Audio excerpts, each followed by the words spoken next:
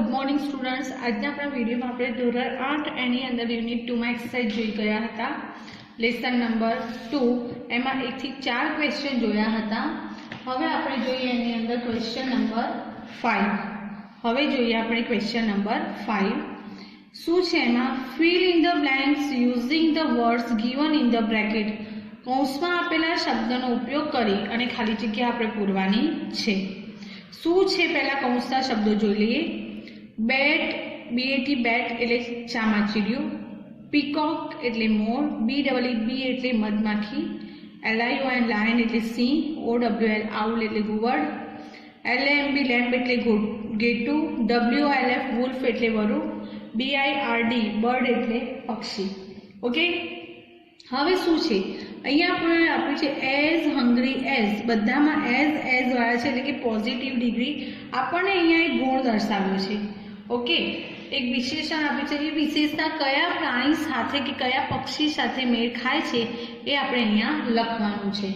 તો પહેલું જોઈએ એઝ હંગ્રી એઝ અ ભૂખ્યું, તો કોના જેટલું ભૂખ્યું? વુલ્ફ, વરુ જેટલું ભૂખ્યું। As brave as a brave એટલે બહાદુર, તો કોના જેટલું બહાદુર? લાયન, લાયન એટલે સિંહ જેટલો બહાદુર। As blind as a blind એટલે આંધળું, અંધ, કોના જેટલું અંધ? તો બેટ, બેટ એટલે ચામાચીડિયું આપણે જોઈએ છે કે જોઈ શકતું નથી દિવસે પણ। એન્ડ ઇનોસન્ટ એઝ, ઇનોસન્ટ એટલે એકદમ એવી, ઇનોસન્ટ એટલે એકદમ,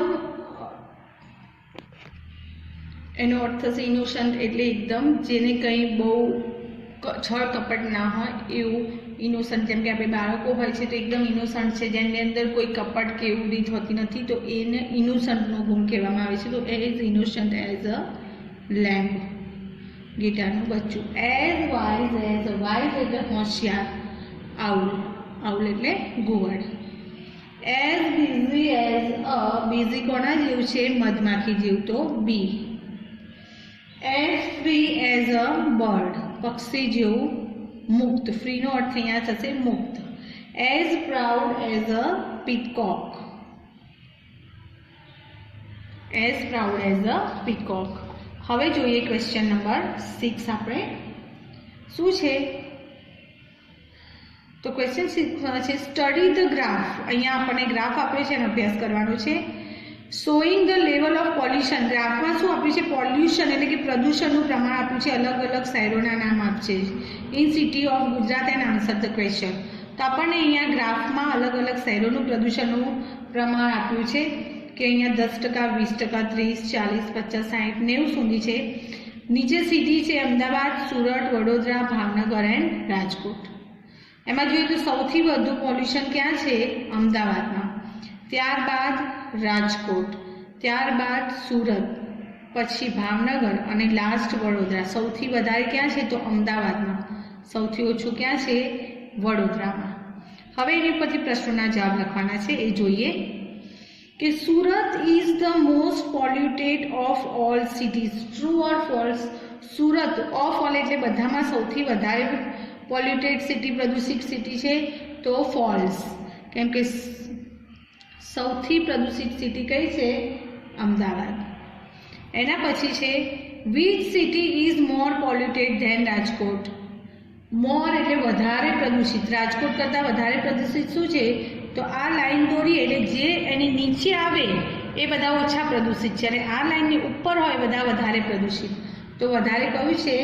તો અમદાવાદ। તો આપણે લખીશું Ahmedabad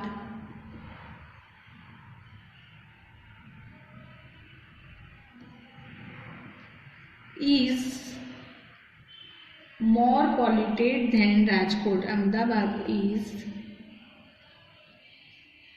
more polluted than Rajkot.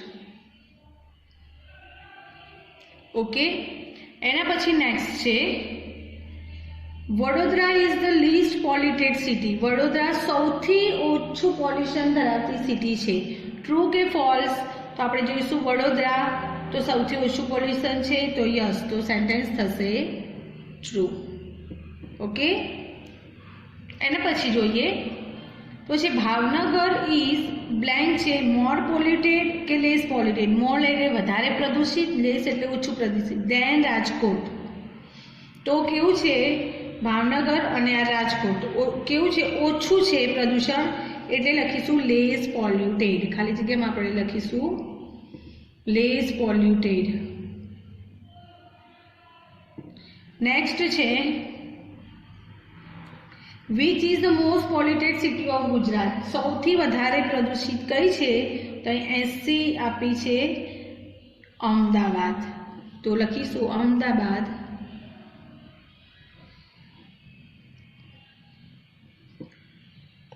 is the most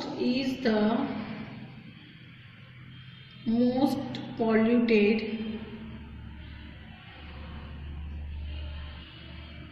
city of Gujarat. Okay, next છે Rajkot is more polluted than Bhavnagar. Rajkot Bhavnagar કરતાં વધારે પ્રદૂષિત છે. પહેલા વિધાન આપણે જોઈ લઈએ. રાજકોટ અને ભાવનગર તો વધારે પ્રદૂષિત છે તો હા. પછી બીજું આપ્યું છે but less polluted than Ahmedabad. પણ અમદાવાદ કરતાં ઓછું પોલ્યુટેડ છે તો ઓછું છે. ટ્રુ ઓર ફોલ્સ તો ટ્રુ. ઓકે, એના પછી Bhavnagar is less polluted than Surat. Bhavnagar is less polluted than Surat. Bhavnagar Surat કરતાં ઓછું પ્રદૂષિત છે. તો પહેલાં આપણે ચેક કરી લઈશું કે આ ભાવનગર અને સુરત. તો ભાવનગર ઓછું પ્રદૂષિત છે તો સાચું છે. But more polluted than Vadodara. પણ વડોદરા કરતાં વધારે પ્રદૂષિત છે તો આ રહ્યું ભાવનગર વડોદરા. તો સાચું. તો સેન્ટેન્સ કેવું થશે ટ્રુ. વિધાન સાચું છે. નેક્સ્ટ જોઈએ Ahmedabad is the blank city. Most એટલે સૌથી વધારે પોલ્યુટેડ કે લીસ્ટ સૌથી ઓછી પોલ્યુટેડ. તો અમદાવાદ ઇઝ મોસ્ટ પોલ્યુટેડ. સૌથી વધારે છે એટલે મોસ્ટ પોલ્યુટેડ. ઓકે, હવે જોઈએ આગળનો ક્વેશ્ચન નંબર 7. આગળ જોઈએ ક્વેશ્ચન નંબર 7 શું છે draw or paste picture to show the following comparison. Write sentence to describe each. આપણને અહીંયા જો એક એક્ઝામ્પલ આપ્યું છે. અહીંયા છે બાઉલ, ત્યારબાદ ગ્લાસ અને પછી આપ્યો છે પોટ. મચ એટલે વધારે, મોર એટલે એનાથી વધારે અને મોસ્ટ એટલે સૌથી વધારે. આમાં પાણી છે તો એ વધારે છે પણ એના કરતાં વધારે પાણી શેમાં હોય છે ગ્લાસમાં.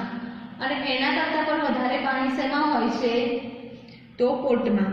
પછી કમ્પેરિઝન છે કે પાણી છે એનાથી વધારે પાણી એટલે કમ્પેરેટિવ ડિગ્રી અને સૌથી વધારે એટલે સુપરલેટિવ. હવે એને લઈને આપણને સેન્ટેન્સીસ આપ્યા છે તો એ જોઈએ કે the bowl has much water in it. પાણીમાં બાઉલમાં વધારે પાણી છે. પછી છે glass has more than the bowl. More water. ગ્લાસમાં આના કરતાં વધારે પાણી છે. અને the pot has the most water of all.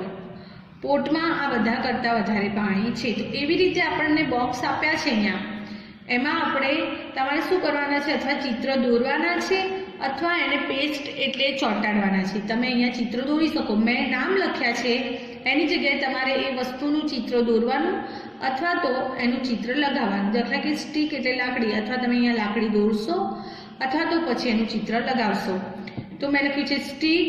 એના કરતાં શું છે થીન એટલે પાતળું. લાકડી એના કરતાં પાતળી હોય છે પેન, એના કરતાં પાતળી પેન્સિલ. હવે આપણે એનું સેન્ટેન્સ બનાવીએ તો લખીશું કે a stick is thin. A stick is thin. Okay, એના પછી છે પેન્સિલ. તો એના માટે બનાવીશું કે a pencil is thinner than a stick. અ pencil is thinner than a stick. એટલે સ્ટીક કરતાં પેન્સિલ પાતળી હોય છે. પેન, તો a pen is, જો આગળ ધ લાગશે the thinnest of all. Of ઓલનો મતલબ થશે આ ત્રણેય આપ્યા છે એમાંથી સૌથી પાતળી શું છે पेन छे।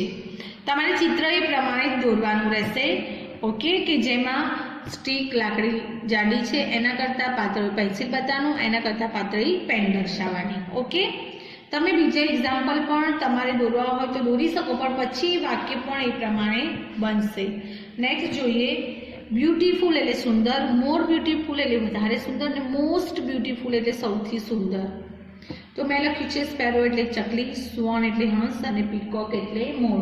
चकली सुंदर होय छे पण हंस एना करता पण सुंदर देखाय छे अने मोर छे ए सौथी सुंदर देखाय छे। तो आपणे लखीशुं के a sparrow is beautiful. A sparrow is beautiful. Next है मोर ब्यूटीफुल। तो लखीशुं a swan is more beautiful than a sparrow. A swan is more beautiful than a sparrow. पछी छे पीकॉक। तो लखीशुं a peacock is the most beautiful of all, is the most beautiful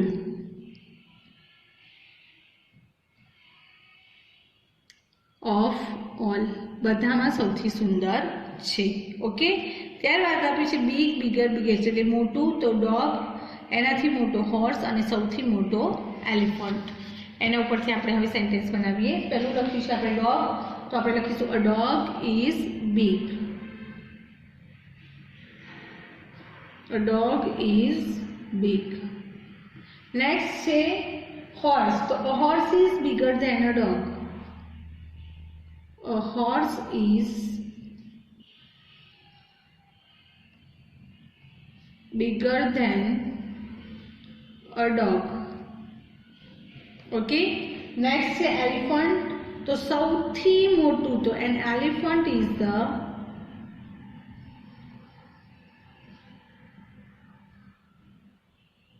biggest of all. Okay, next जोईए आपणे आपे जे cheap, cheaper, cheapest तो brinjal एटले રીંગણ, एनाथी चीप एटले सस्तुं एटले पोटेटो अने चीपेस्ट सौथी सस्ती डુંગળી। ओके, हवे एमां लखीए के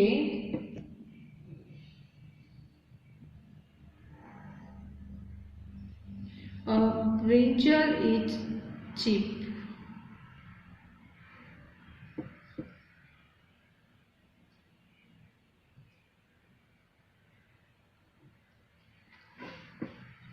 ત્યારબાદ છે પોટેટો। તો a potato is cheaper than a brinjal. Next है ओनियन। तो an onion is the cheapest of all. Okay, next है लॉन्ग, लॉन्गर, लॉन्गेस्ट। आपणे लख्युं छे मैचस्टिक एटले दिवासळीनी जे सળી आवे छे ए, चॉक एनाथी थोड़ो लांबो होय अने पेन्सिल ए त्रणेयमां सौथी लांबी होय। तो आपणे लखीशुं के a matchstick is long.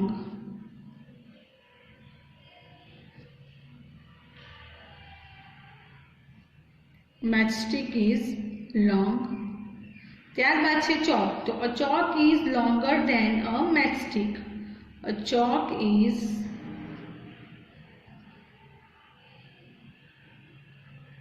longer than a matchstick.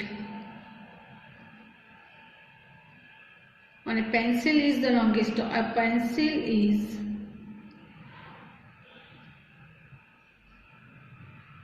the longest of all. Okay, હવે નેક્સ્ટ જોઈએ, લાસ્ટ છે આપણું લાઇટ, લાઇટર, લાઇટેસ્ટ. લાઇટ એટલે હલકું, વજનમાં ફોરવું. તો પેન એનાથી ફોરી હોય છે પેન્સિલ, અને સૌથી ફોરી હોય છે ફીધર એટલે પીંછું. તમારે અહીંયા ચિત્રો દોરવાના અથવા કોઈ ચિત્રો લાવીને ચોંટાડવાના રહેશે.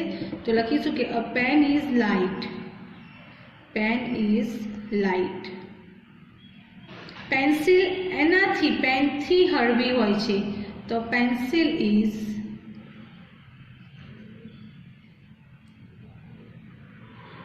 lighter than a pen. અને પીછું સૌથી ફોરું હોય છે. તો a feather is